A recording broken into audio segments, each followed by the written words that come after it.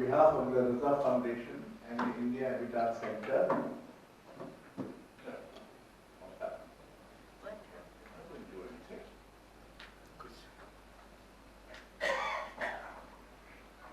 we welcome you this evening to the 8th Kaul Memorial Lecture. In the intervening period, many of our memorial lectures could not be held because of COVID and its aftermath. The foundation had established 8 annual memorial lectures, and they have always been held in collaboration with India Habitat Center, whom we are grateful for having collaborated with us. These annual memorial lectures are in memory of Ketu Charan Mahapat, Kumar Gandhar, Charles Korea, Daya Krishna, V.S. Gaitonde, Habib Tanveer, Jalkar Singh Shah. We have had in Kaul Memorial Lecture series Kumar Shahani, Rashmi Dorai Swami, Dilip Bhatgankar, Gurvinder Singh, Ashish Radyadhyaksh, and Amit Datta and Aruna Vasudev. Today we are very happy and fortunate to have Arun Khopkar, who has been associated with cinema. In fact, he has been associated with many other disciplines, but with cinema in particular, both as a director, as a scholar, and as a teacher. He is taking part in many national and international film festivals, and for direction, he got thrice the highest national award and got 15 national and international awards, apart from Bhumibhava Fellowship. He has also received Satyajit Ray Jeevan Gaurav Smriti Samman, Guru Dutt Teenanki Shogantika, Cinema for Sarvotkrishta Rashtriya Puraskar. Oh my, and I have your biodata in Hindi, so I am quickly translating it. Etc. And he has a book called Prague Cinema. And today he is going to talk about Prague Cinema and whatever it means, I hope, will be clear to us as we proceed. So there you are, Arun Khopkar. Kaul would have been delighted because in many of his films, the premiere would have equally select audience.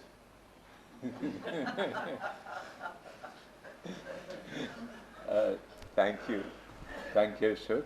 I would like to thank Raza Foundation and both myself, the Raza Foundation and Ashok Vajpayee, its chairman, and each member of the audience.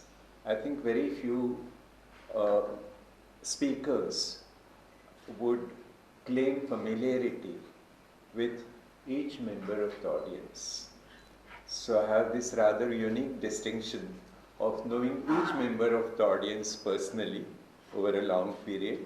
So I'm really honored. And this just reminds me of the premiere of Ashad Ka Ek Din, which was in the Royal Opera House. And Mani arrived there about 5 minutes late and he was not allowed to enter.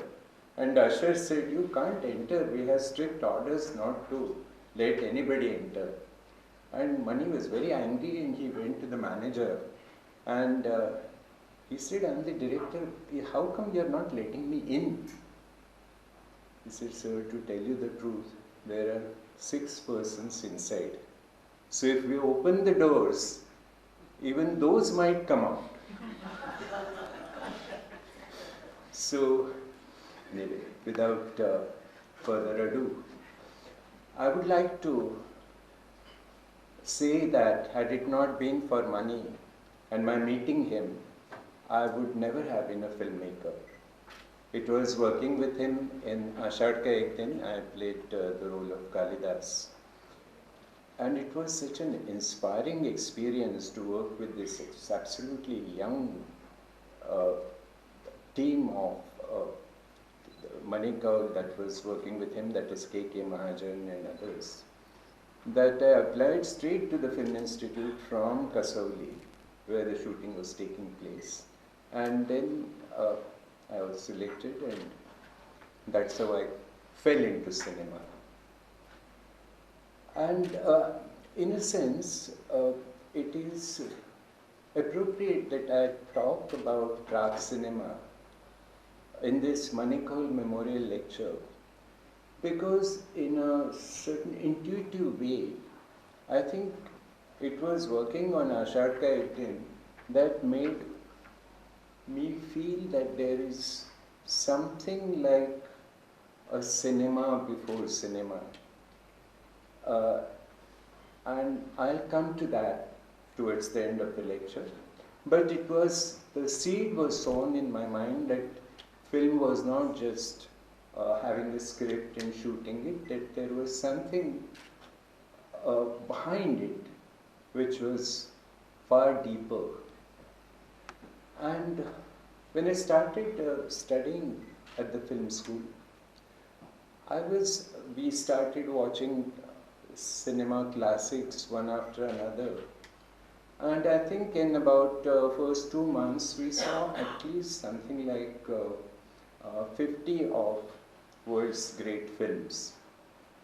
And they were all from, and since it was, the subject was film history as well and film appreciation, these films were, many of them were silent films. And they were truly masterpieces, and I at that time began to wonder how this young medium in 3 decades could produce masterpieces which were almost on par with what world literature had produced, what world painting has produced, architecture has produced. The films were like Metropolis of Fritz Lang, then Last Laugh and Sunrise of Murnau, Eisenstein's Battleship Potemkin, Dovzhenko's Earth, Pudovkin's Mother, and Birth of a Nation and Intolerance, and really wonderful films. And then when I began to study the history of cinema, I realized that there was a cinema before cinema. And the cinema before cinema was magical practices, belief in magic, ritual, religion. Then from cave paintings, the whole history of painting was with cinema, because even in cave paintings you have examples of the painters trying to depict movement. So which is in a sense a kind of pre-cinema by superimposition of 2 figures. And all this, along with sciences like physics and chemistry and mechanics and all that, have given rise to cinema. And the things that went into cinema, they were not there to automatically go into cinema. Somebody had to discover them, somebody had to work upon them, transform them, and turn them into cinema. So there were these factors, that there were potential cinematic elements, or what shall I say, prac-cinematic or proto-cinematic elements, which in the minds of the directors and minds of the artists turned into cinema.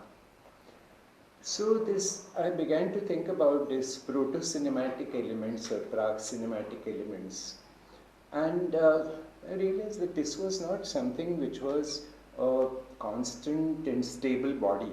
It was changing with time, it was changing with the personalities, it was changing with the inspiration that directors brought to their films. So it was something that I began to think about, and then of course there were many thinkers, including Eisenstein and others, who had laid the framework, laid the foundation for such ideas. But I thought that I would like to pursue them on my own. And so this book that I have written about, to which Ashok referred, is about how these various things got transformed and what are these elements.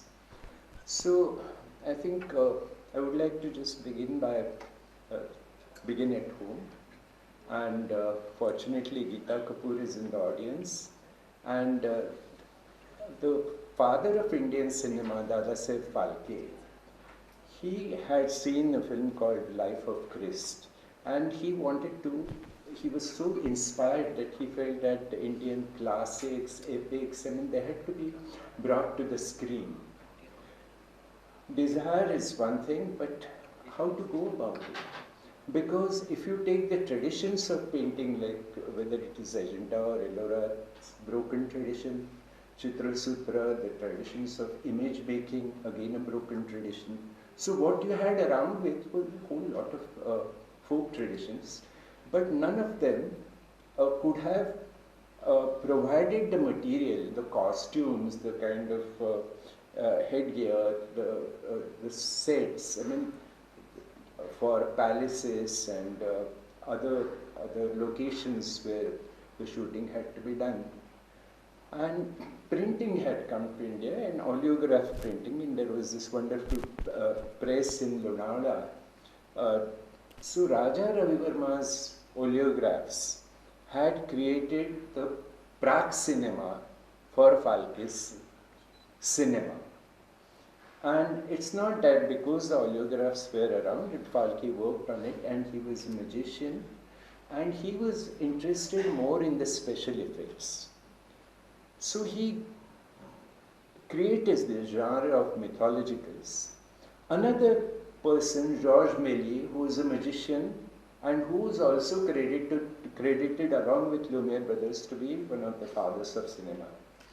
And he made a film called Voyage to the Moon. So one magician was projecting his imagination to make a film about what became reality much later. And one was who was interested in using the myths and epics also for creating a sense of self-identity, of nationality, which is what Ravi Verma had done for him.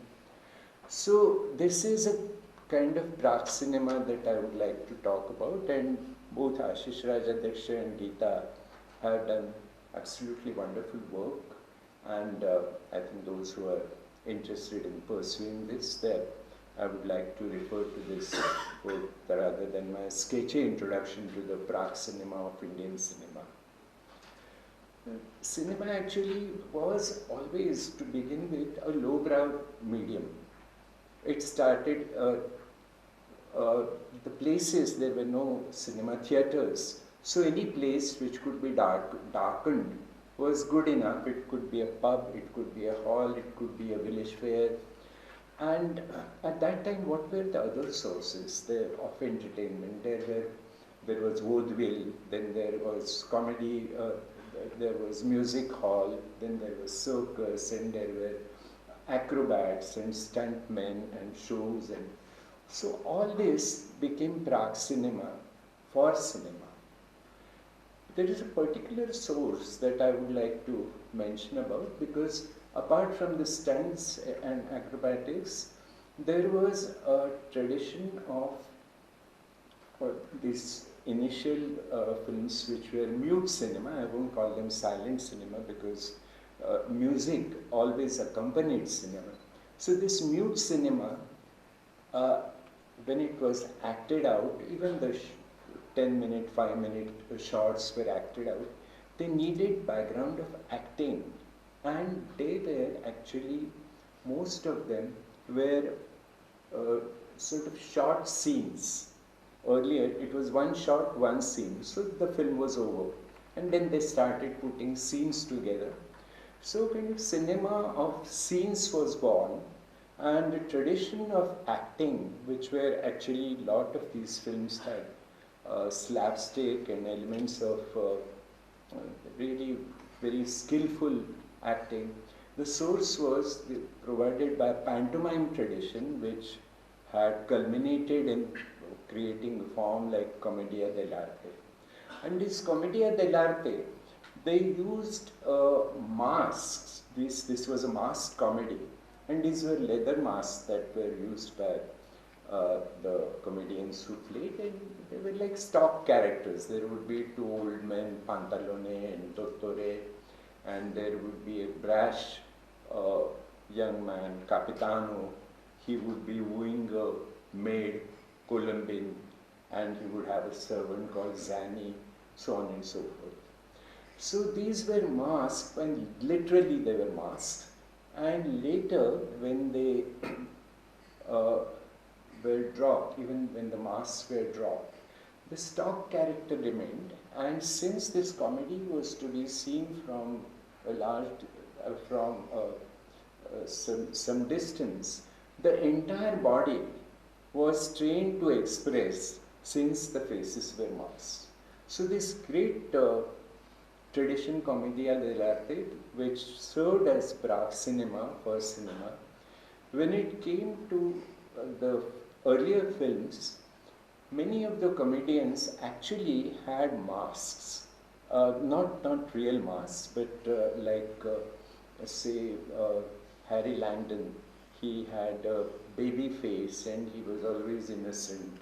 And then Laurel and Hardy, whom you are familiar with, and Harold Lloyd, he was a great one for performing physically dangerous feats. So one of his films, it's a very well-known shot of his hanging by the hands of a clock, and he is hanging from a tall building, and it was a shot without any kind of special effects. So he had these comedians, many of them actually risked their lives. And so these masks were then became characters. And two of the most famous masks that we have known from this period, one is Buster Keaton and the second is Chaplin. And Chaplin's tramp was also masked. He was not a character. Like when in a play a character dies, like Hamlet dies, and there is no further development of that character possible because he's dead. But that is not the case with the mask. He can go from one film to another. He has another life in that film. So Chaplin's mask is, he started as a tramp character, and it is a very interesting development that starting from a mask, how he ended again by using the mask character as Prague cinema or material for making his last great film, Limelight. So I'll just briefly go through what Chaplin did with this mask, and you're familiar with this history, but I would like to just underline a couple of things. That in Gold Rush, where the plot is about search for gold, and Chaplin's Gold Rush is a very well-known film, and there are two scenes from it which are in a sense really he wanted to bring about, show the kind of greed that went into the capitalist system.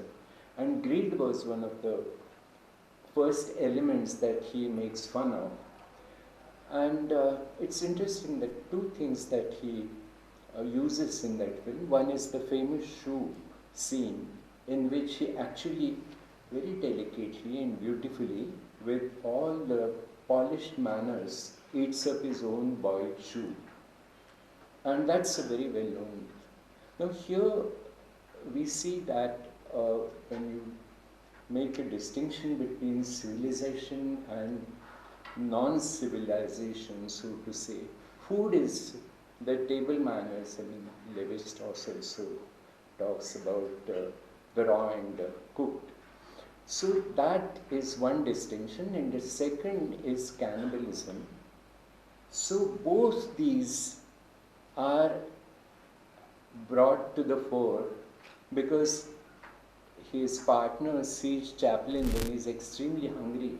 He sees him as a hen and he wants to kill him and eat him up because he is dying of hunger.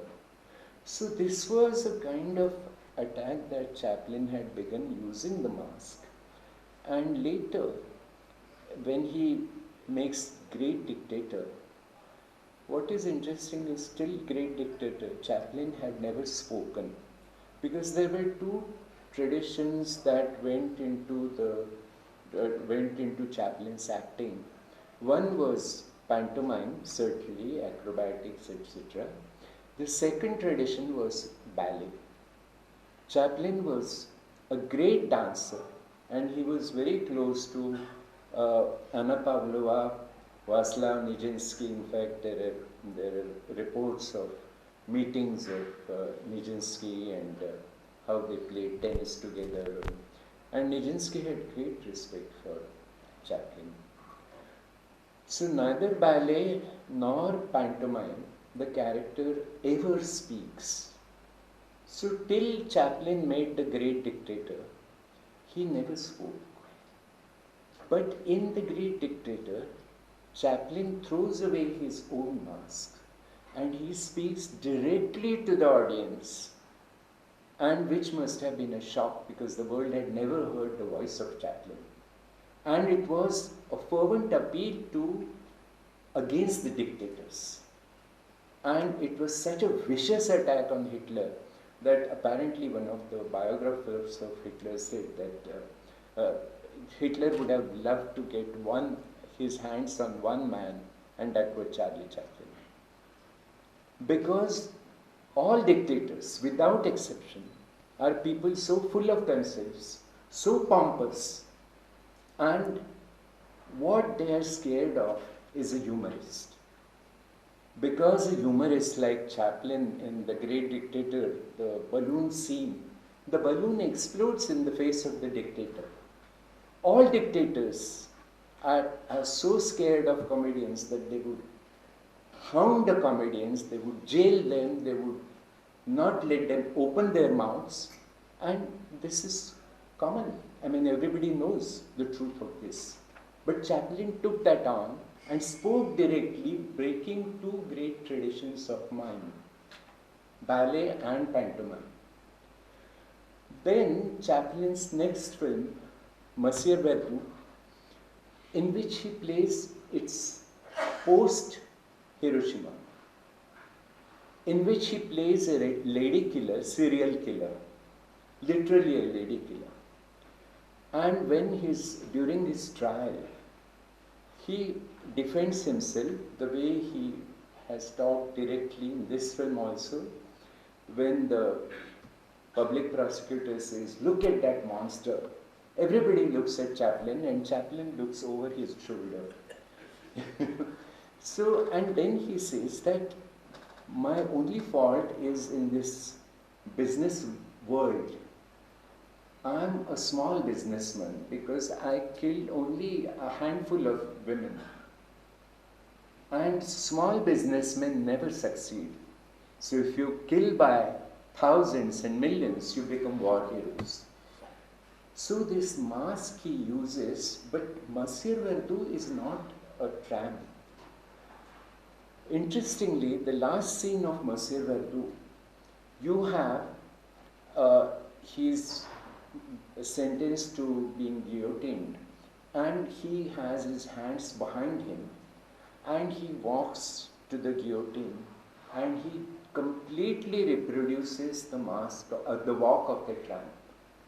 So he is condemning himself that in this world, the tramp will die, but the people who have killed millions, Hiroshima and Nagasaki, those will be the great saviors of humanity.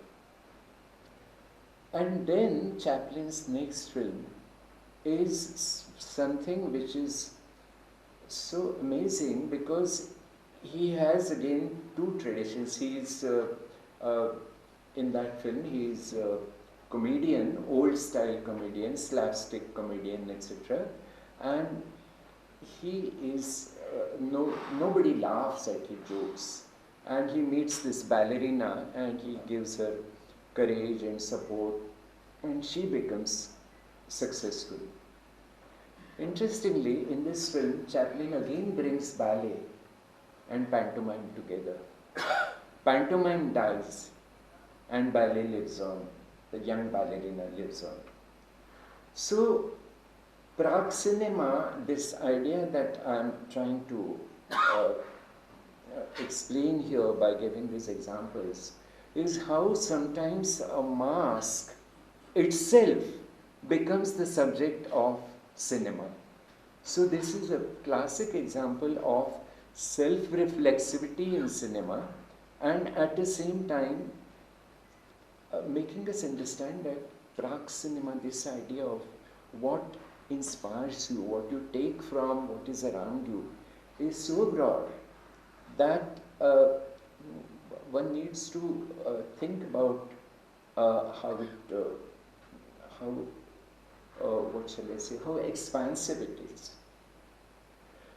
In Chaplin's, the development of Chaplin that I spoke about, I have talked about the artist of a genius. But Chaplin, there was only one Chaplin and there will be no more. There will never be a second Chaplin. But D.W. Griffith, who brought chase and drama and action and close-up to cinema, he is a pioneer of a very different kind of cinema.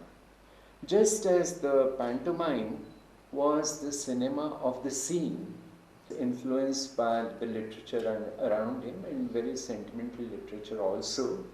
So he was influenced by Dickens. And till then, even the narrative cinema went from scene to scene. And Griffith felt during one of his shooting one of his films that there is a character thinking about something, and if I cut to what the character is thinking of, without a subtitle also my audience will understand it. And he did it. And then the producer said, but you know, how can you do it? So Griffith said, but Dickens does it all the time. So Dickens was Prague cinema for Griffith. And the other thing that he had noticed and which had impressed Griffith immensely was that Dickens does not necessarily start by establishing a complete scene. He might start by using a very tiny detail of a scene, but which is expressive, and then build a scene shot by shot. So the second lesson that he got from Griffith is to know that there is cinema of the shot is the cell of cinema. It can bring cinema to life. It is not the scene. And therefore started a new tradition where shots being put together will make, whether they will make sense, what kind of sense. Russians started experimenting, Kuleshov started experimenting.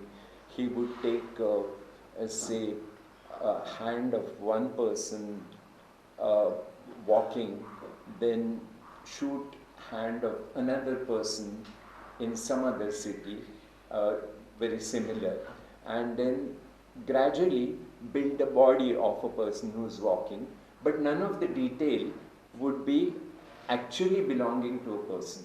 So you are creating a fictitious person out of a number of shots. So the element, shot as an element, a cell of cinema, was a major discovery and which the Russians fully exploited. And the other one, as I mentioned, is going from one scene to another, that led to chase scenes, that led to the fight scenes. I mean, the heroine being approached by the villain and the hero running there, galloping to rescue her, and the intercutting between the two, and the faster and faster, shorter and shorter length of the shots, and that kind of effect where you were on the edge of your chair. That was what Griffith brought to cinema. But he also saw that there was something more to this than just the intercutting of two scenes. So he made a film called Intolerance, in which there were 4 stories and he tried to link them up. He was hoping that they would lead to this abstract concept of intolerance. It did not work. The film was a magnificent failure. But sometimes such a magnificent failure does more for a medium than a hackneyed success. So by this intercutting between 4 different narratives, the Russians got the idea that maybe there is more to, this Griffiths thing didn't work because it was quite literal. But then Eisenstein developed that into a systematic theory of montage, where a man responds first of all to rhythm.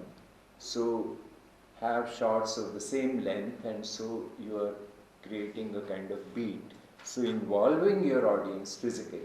And from there right up to the intellectual montage. But the source of inspiration was the magnificent failure of Griffith. Now in Griffith, close-up, which he used very effectively, was also something that gave rise to the star system. And I would like to quote here from what one of the great cameramen, Jack Cardiff, said about the way Griffith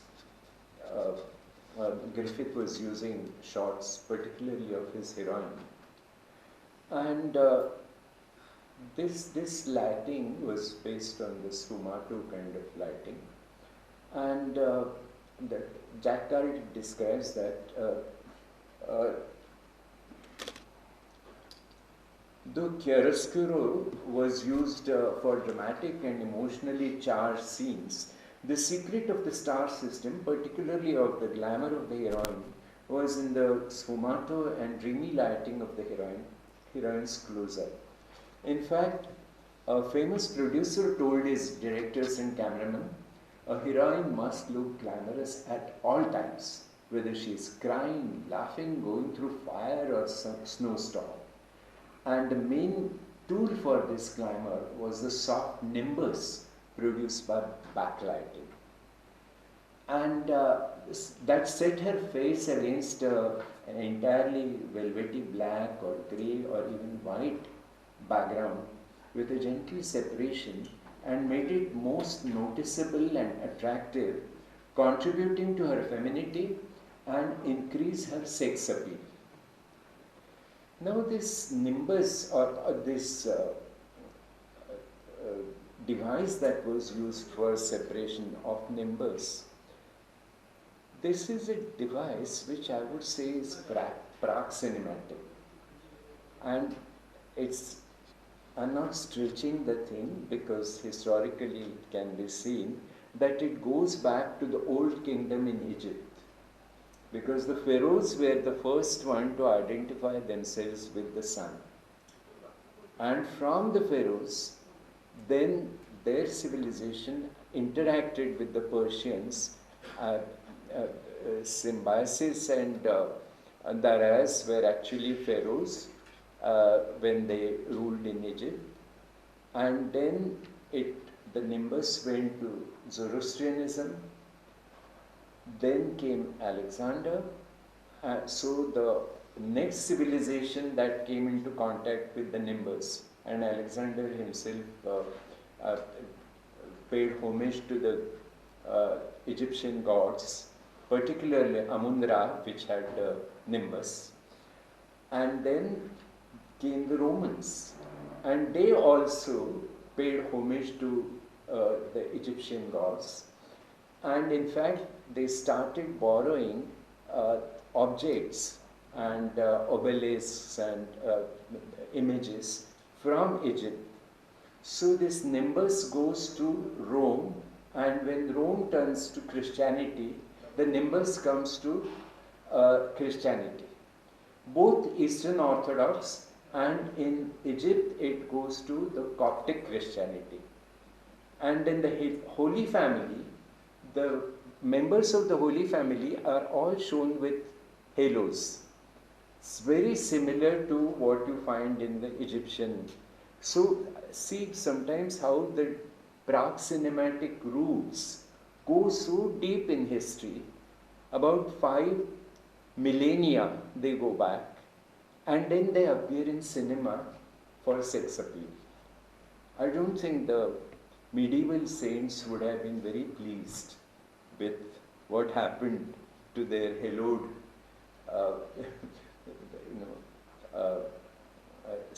symbol that honored them. Now, after talking about the sfumato, the other thing that Griffith did was he realized that apart from scenes and close-up and image sizes, I mean, he needed to bring drama to cinema. And one of the essential elements was, of course, lighting. So, in fact, this lowbrow medium, in order that it becomes more respectable, Griffith himself called that lighting chiaroscuro as Rembrandt lighting, so that people would think, aha, ye bhi art hai, art cinema hai Griffith ka. So, it was that kind of effect that Griffith in his publicity had mounted. Now this lighting that came to cinema, apart from chiaroscuro, there were other sources, and Expressionism was a very major source. And as cinema was developing narrative, the literary genres of detective story, then Western, then mentally disturbed persons and the kind of their subjective view of the world, all that expressionist lighting provided for. And so this was another source that went into both expressionist theatre and expressionist painting. So that became a Prague cinema for this dramatic development. But there is another development that took place in literature which did not actually come to the screen, and that was James Joyce's Ulysses. And Eisenstein was so deeply impressed by the way Joyce had written Ulysses that he wanted to, he had met Joyce, and in fact in the Eisenstein Museum there is a copy of Ulysses which Joyce had inscribed to Eisenstein and at a point of time when Joyce was nearly blind, so it is in very bold letters that he writes. So Eisenstein was planning to make a film on Das Kapital using a day in the life of a worker. And there are notes he has, and in the notes he says that the title of my film would be Story by Karl Marx, Scenario by James Joyce, and direction Sergei Mikhailovich Eisenstein. So that film was never made, but this is what the intellectual cinema that Griffith could not achieve was going to be brought to the screen as from the Prague cinema of James Joyce. Now there is, I mean, talking about literature, of course, you know the genres which have gone into films, including science fiction also. But I would like to go back to painting and also talk about a certain kind of treatment of space, particularly the Venetian painters. They used, I mean, David Hockney's book, Secret Knowledge, he has amassed a lot of evidence to show that actually the painters used curved surfaces, curved mirrors, lenses, combinations of lenses to get the kind of distortions that were there in Mannerist paintings also. And the Venetian painters had stretched the space, and so that things which are very close to things which are quite far away from the observer, they're all in sharp focus. So this is stretching of the space. And El Greco had come to Venice in his initial days. He pushed it to a point where everything in many of the Greco paintings is in sharp focus.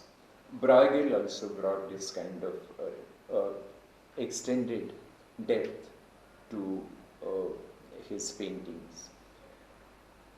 Now the filmmakers in the 20s or so, the use of extreme wide-angle lenses or wide-angle lenses for stretching space actually started in Russia, in Eisenstein's Strike and which is the other film, General Line. These two films have used wide-angle lenses, and where you have the use of this infinite, from 0 to infinity, everything is in sharp focus. But in the West, because the Russian films were not common knowledge, and particularly a later work of Eisenstein, it was Citizen Kane of Orson Welles that highlighted this use of extreme depth of field. And one of the most famous shots of Citizen Kane is when this story is it's about this larger-than-life character called Citizen Kane, who becomes a multi-millionaire, and he has his own paper and sort of father of yellow journalism too. And he and his wife, they start drifting apart, and she attempts to take her own life. So the shot in which Kane discovers it is taken with if this is the wife's bed, there is a table near here, and there is a glass of water, and there are some medicines, the sleeping pills that she took. So the camera is here, and Kane is at the entrance of the room, and he is such a tiny figure, and his glasses practically fills up the whole screen. So this is a kind of effect that Greg Toland, the cameraman, brought, and it was actually inspired by the earlier, what the painters had done with the depth of field. So this was used for extremely dramatic effect. Another shot, which is from Eisenstein's film called Ivan the Terrible, which is also a very famous shot. It was inspired by a woodcut print of Hokusai, in which an eagle is darting down. In Ivan the Terrible, you have the shot of Ivan's profile covering half the screen. It's snow outside, and thousands of people have formed an S form queue to meet him and ask him to come back to Moscow. He has temporarily withdrawn from, he said, no, I don't want power. Unless people want me, I will not rule this country.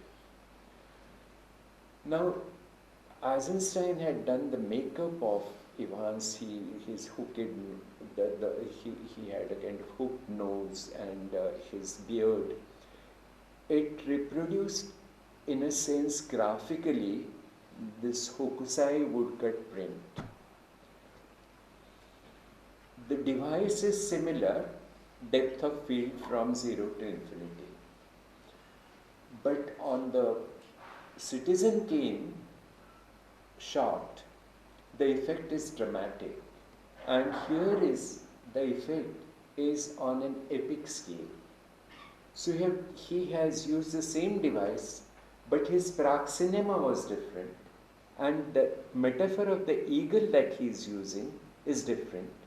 And so it's a completely different interpretation. It could be the same device, but the source of your inspiration and the flow of your narrative can bring a completely different meaning to it. And the third shot, that is also from a film that Eisenstein never finished. It is called Que Viva la Mexico. How does one translate? How lived the Mexicans, or that would be a literal translation. But it is about the history of Mexico from pre-colonization times, from earliest times.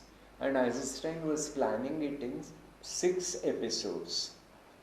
And he was going to dedicate each episode to one of the painters from the famous Mexican muralist Jean Charlot, then Diego Rivera, Orozco, and Sigueros. And 2 more painters who were great favorites of. One was Goya and a printmaker called Posada. So these filmmakers, their styles, their visual treatment, and so to say the inspiration for the content of their films became praxinema for Eisenstein's film of 6 episodes. So each episode had a different praxinematic source. And there is a shot from this film in which he is depicting the passion of, that is the crucifixion and the procession, which is celebrated in the Passion plays. And there are actually 3 skulls in the very foreground, and there is this procession, and the depth of field is again from the skulls to infinity.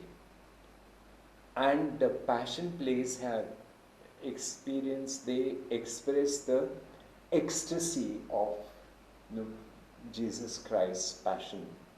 And it was again like with many of the saints, the moment of death is also a moment of resurrection. It is immortality. And so this shot, again the same device, but as the source of reference is very different, the mood is ecstatic.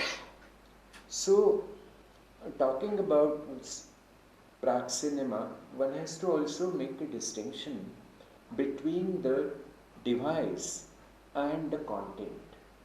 I would like to give an example of Hrithik Da, because he was very, very fond of using wide-angle lenses.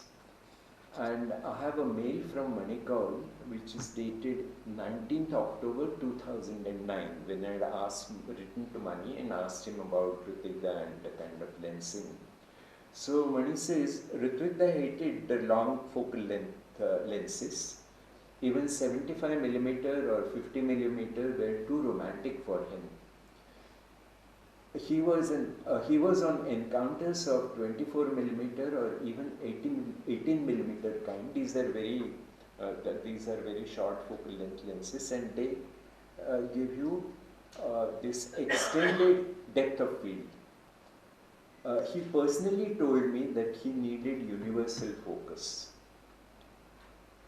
And many of Hrithik Da's images they are inspired by the Mother Goddess images.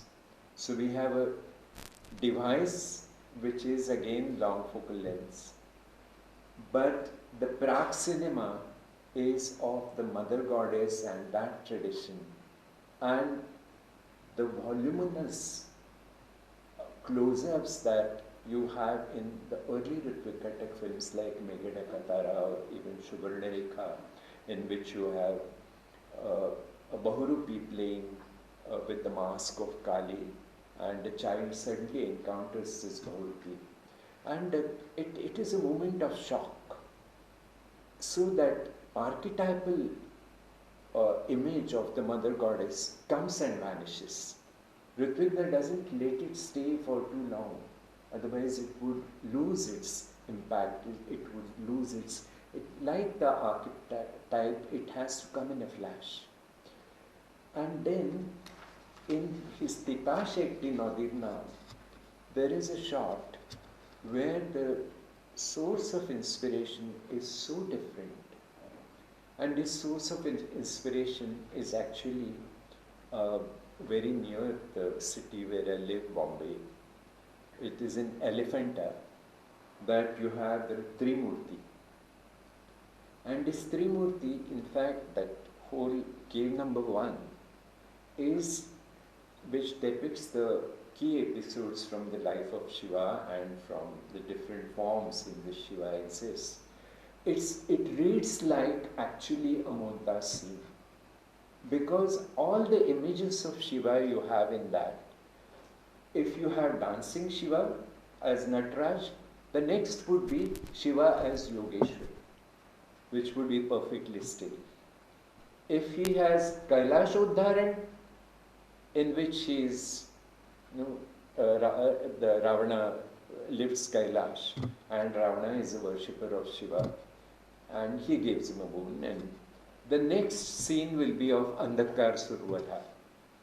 If there is one scene in which you have Ardhanarishwara, next scene will be of Gangavataran, where Shiva is not now one with Parvati, but there is this another lady, Ganga, who he has to look after.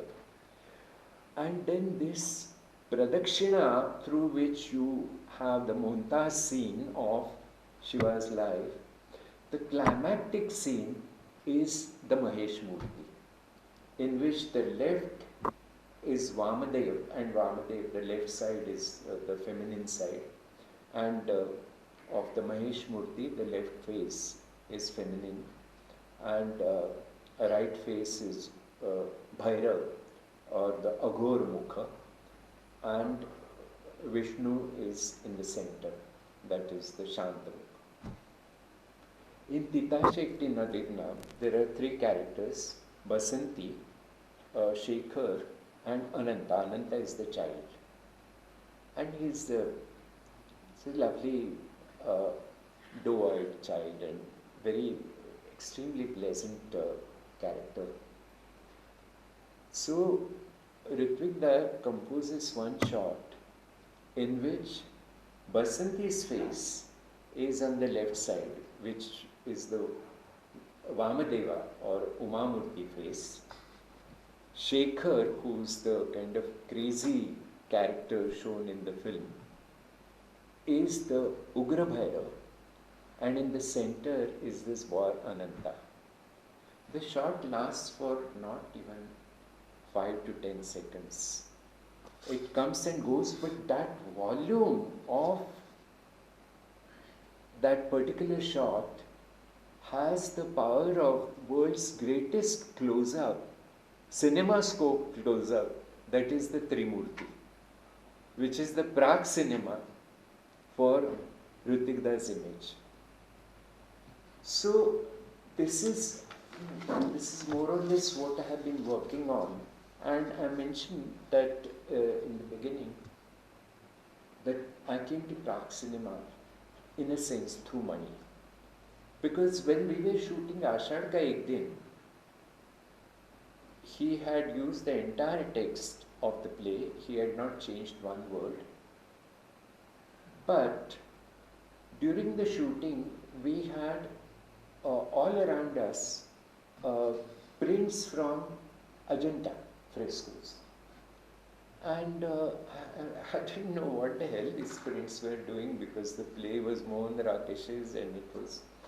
And every day, almost every day before the shoot, K.K. Mahajan, the cameraman, and Mani would go over some of these prints, and then ye dekha kya, ye dekha kya, ye dekha kya. There would be a discussion. And he made sure that the prints are so many in number and in so practically every room, so that every actor who is acting in the film would see these prints. Whether, and I was a complete novice. I mean, I used to teach mathematics before joining Mani's unit. So I had no clue about composition, lenses, nothing. But for a period of nearly 2 months, the constant presence of these images carried something, and then when you were actually posing, acting for a particular shot, you realize that he is asking you to do something which is very similar to something in one of the frames.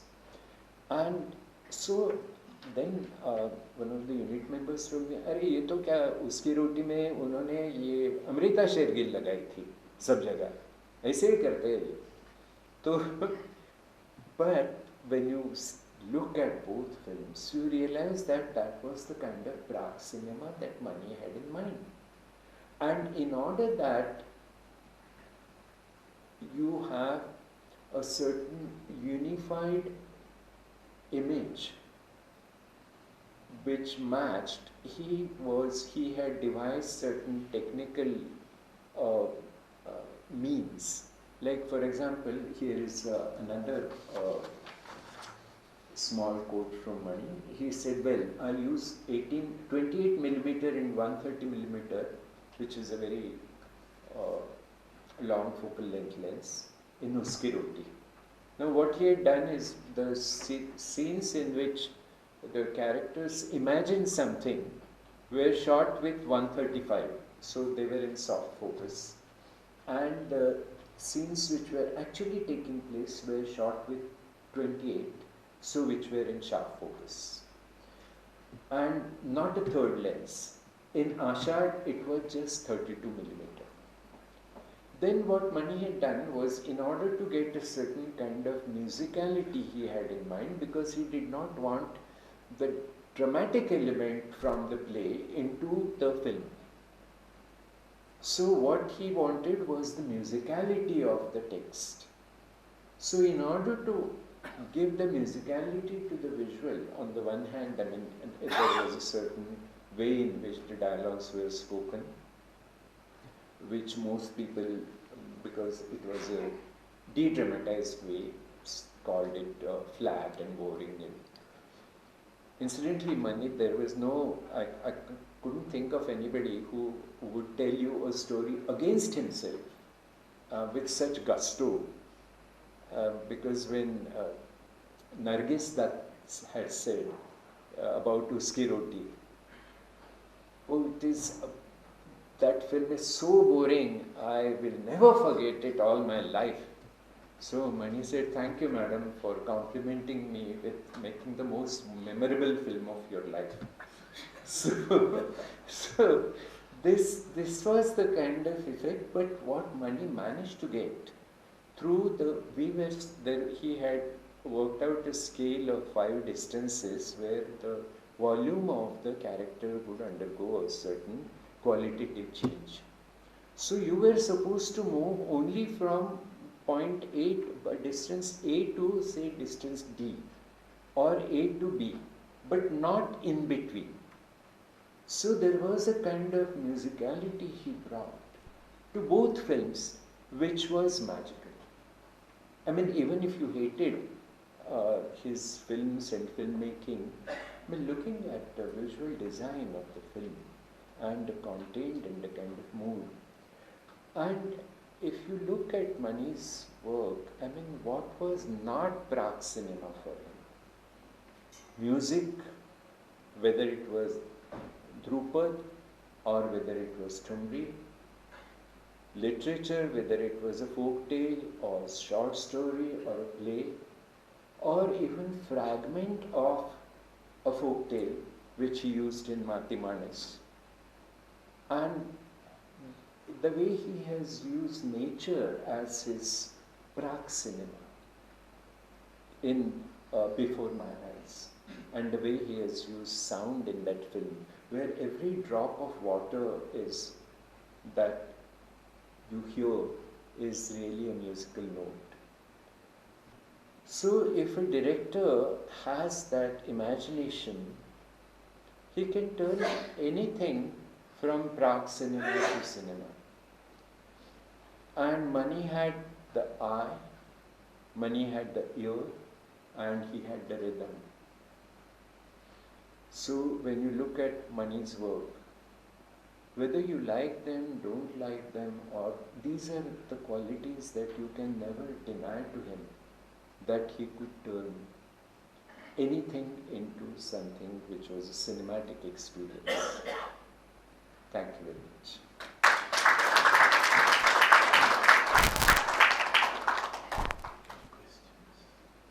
By 5 or 10 minutes. My friends, normally you don't have questions after a memorial lecture, but he has agreed to answer your questions, respond to your comments, if you have any. Yeah, could I just make one suggestion, Ashok? Since the time is very limited, the interrogative form should be very visible to everyone when a question is proposed. So it should not be a statement or series of comments. Just kindly bear that. My name is Manish Agarwal. I am from Gulmohar. Thank you for the lecture. There is very nice information, history of cinema. Actually, I am not a student of cinema and as a layman, so how would you explain this term Prague cinema? And what is this word Prague? Is it a Hindi word or English word? I could not get it. प्राग किस पहले जो होता है जैसे प्राग इतिहास होता है Sanskrit word. Prague. जी. Prague इतिहास. And what is the translation in English? Prehistory. I would say proto-history, prehistory. Proto-history would be perhaps better, yeah. Cinema before celluloid, so that is the translation. Yeah. Thank you. Thank you. Anything? Any other thing? Yeah. Yeah. Wait for the. Yeah. Thank you so much, sir. It was really interesting to listen to you. I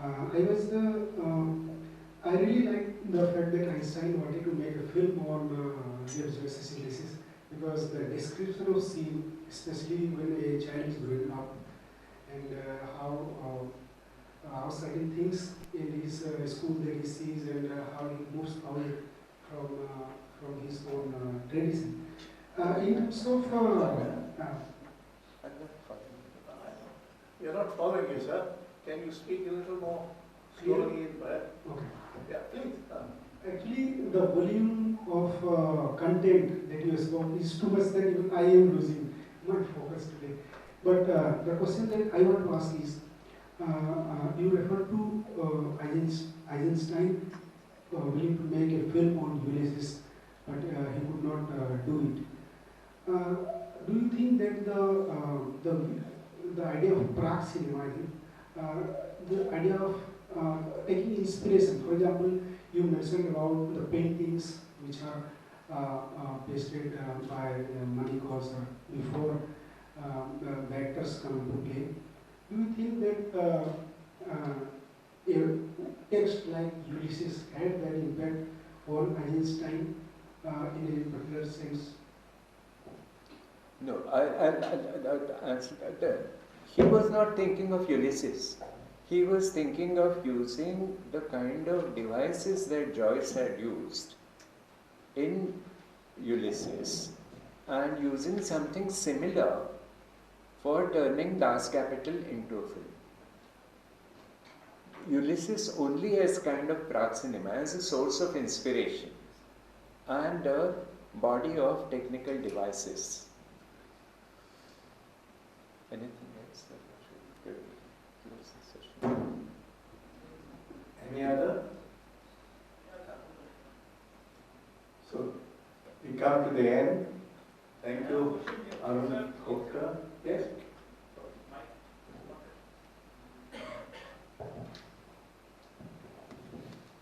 Has Indian cinema reached its saturation?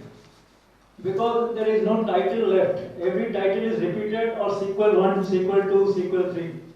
And even the music has no rhythm at all. Can you say, comment on this? In cinema On being saturated. which cinema? Indian Indian cinema being saturated. No, Well, I would that's- like to restrict, my the questions to the content of the lecture. Yeah. Please do not bring things up from outside. We can do that in the lounge, but not here. Yeah. So friends, we come to an end. Thanks Arun Khopkar for giving a very enlightening lecture on and also accommodating the content within the Manipal fabric. Thanks. Thank you very much, the audience. That's all, and we can now go.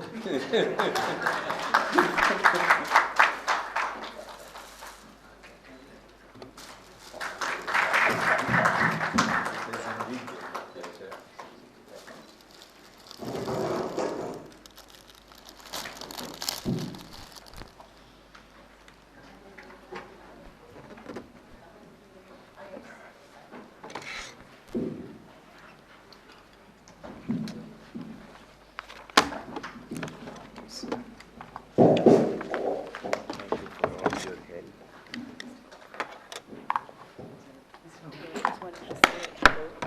Sorry. My name is Trisha Gupta. I'm